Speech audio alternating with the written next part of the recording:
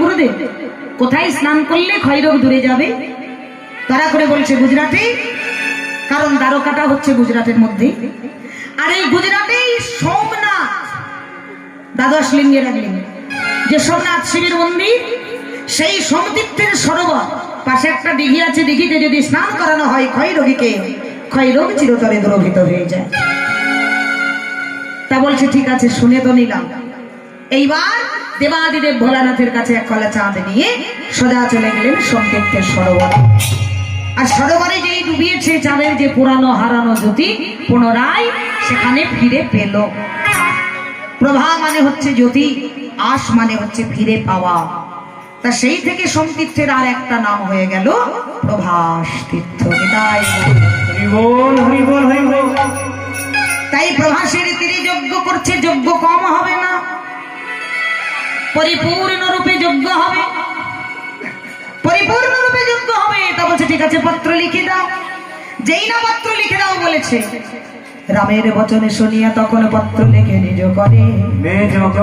প্রথমে শঙ্করে, পরে শঙ্করী রে, তারপরে গণপতি কার্তিকে রে। লিখে চক্রপাণি, লক্ষ্মী বিনা পানি, ইন্দ্র আদি দেবগণে। যে পত্র জনি রে লিখে নিজ করে, নিজ করে বলরাম শনে,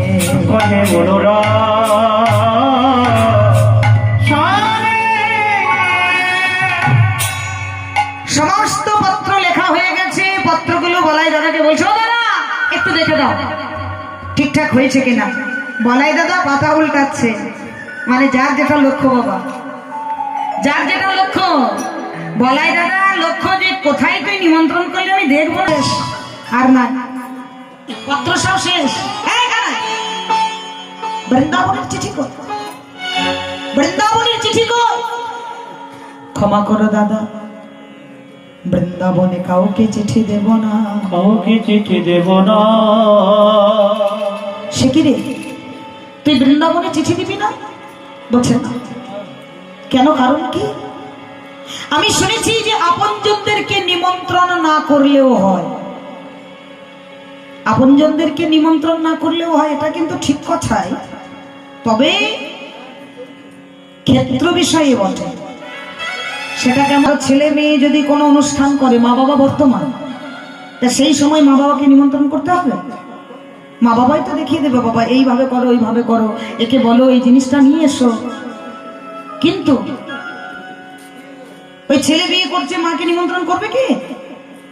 হ্যাঁ, ছেলে যদি বিদেশে থাকে, এইবার বিদেশে গিয়ে এখন যা হচ্ছে বাবা, এখন তো ছাদনাতলায় বিয়ে হচ্ছে না, সব তো ফেসবুকে হয়ে যাচ্ছে। এইবার ওই ফেসবুকে বিয়ে করে ফেলেছে, আর মা বাবা শুনেছে খুব রাগ, মা বাবা খুব রেগে গেছে।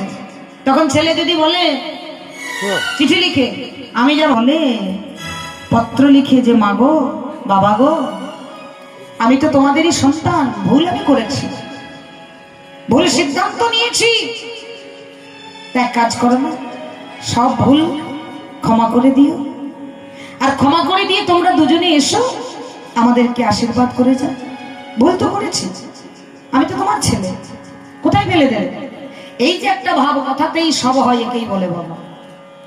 একটা ভালো কথা সেটা কটু করে বললে রাগ হবে, আর কটু কথাটা যদি মিষ্টি করে বলা হয় তাহলে কিন্তু আর রাগ হবে না। তো কানাই রে, তুই বলছিস আমি ভাষা খুঁজে পেলাম না, এমন ভাবে চিঠি লিখবি যাতে কেউ কিছু মনে করতে না পারে। কানাই তরা করে বলছে, মা গো, কতদিন তোমায় দেখি না, কতদিন তোমায় দেখি না, কতদিন মা বলে ডাকি না, তোমার হাতে নবনী খায় না, তোমার হাতে আমি নবনী খায় না।